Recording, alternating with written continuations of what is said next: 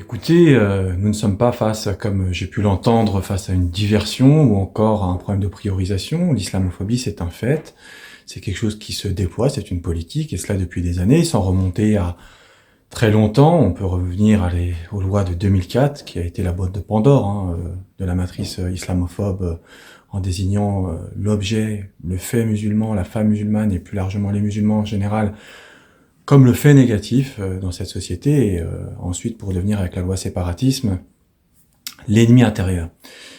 Quand j'entends que ce serait donc une diversion, je m'étonne un peu. Ce programme s'étend et se poursuit sans cesse, quel que soit le gouvernement en place, ou la majorité, qu'elle soit de droite d'ailleurs, ou de gauche.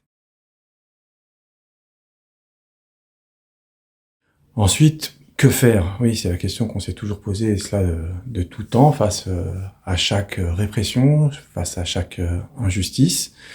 Cette injustice, elle est menée par un gouvernement islamophobe qui s'en prend à une minorité, qu'il s'agit apparemment de reciviliser.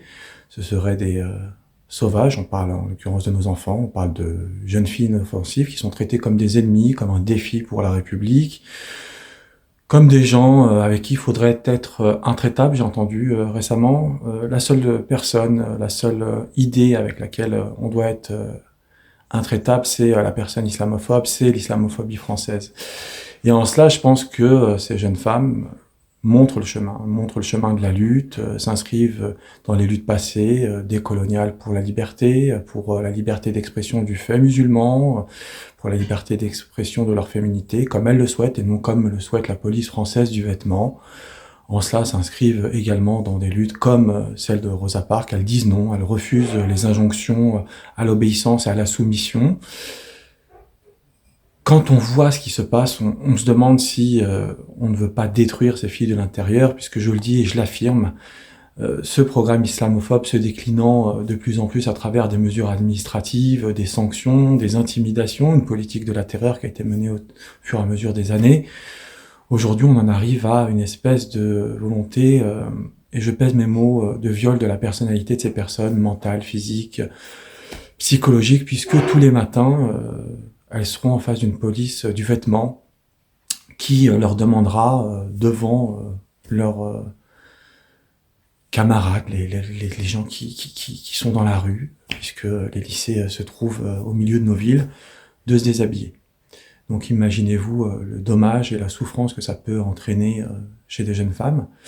Heureusement, et nous l'affirmons, nous serons derrière elles, et je dis bien derrière, puisqu'elles seront à l'initiative de toutes les actions. Elles n'ont pas eu besoin ni des militants professionnels, ni des imams, encore moins des prédicateurs, qu'on voit très peu s'exprimer, pour affirmer leur islamité, leur fierté, leur façon d'être, leur ambition à rester libre et à le devenir encore plus. Le problème, c'est la loi 2004. Le problème, c'est la loi islamophobe en général, l'islamophobie en général, le personnel médiatique et politique islamophobe en général, et non pas la jeune femme musulmane, encore moins sa abaya.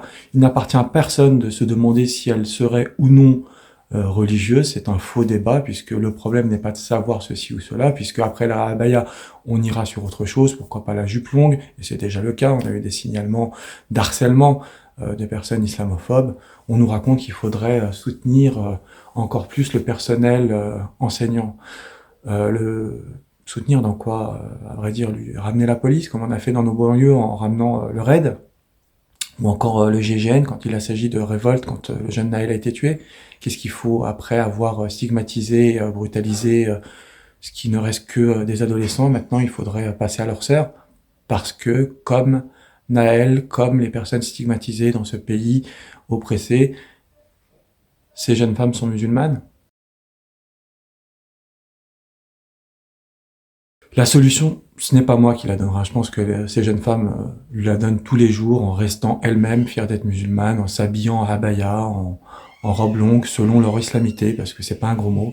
Par contre, le seul gros mot qui doit exister normalement dans ce pays, ça doit être l'islamophobie et ceux qui la portent.